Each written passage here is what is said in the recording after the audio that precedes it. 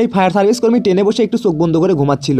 হঠাৎ তার পিছনে সিটে বসে থাকা একটি ছোট ছেলে খেলতে খেলতে হঠাৎ করে অ্যালার্ম বাটনটা চাপিয়ে দেয়। তখন অ্যালার্মের শব্দে মুহূর্তের মধ্যে লোকটার ঘুমটা ভেঙে যায়। তখন সে এমনভাবে দাঁড়িয়ে ওঠে যে আশেপাশের মানুষ সবাই অবাক হয়ে যায়। তখন কিছু বুঝে ওঠার আগে লোকটি সবার কাছে ক্ষমা চেয়ে নেয়। এরপর সে যখনই ট্রেন থেকে নেমে গাড়িতে করে যাচ্ছিল তখনই সে রাস্তার পাশে একটি ফায়ার সার্ভিসের গাড়িকে দেখতে পায়। তখন লোকটি চারপাশে তাকায় আর হঠাৎ করে তখন তার চোখে পড়ে একটি ভবনের জানালার ধারে বসে আসে একজন ছেলে। আর মনে হচ্ছিল সে তখন সেখান থেকে লাফ দিতে যাচ্ছে।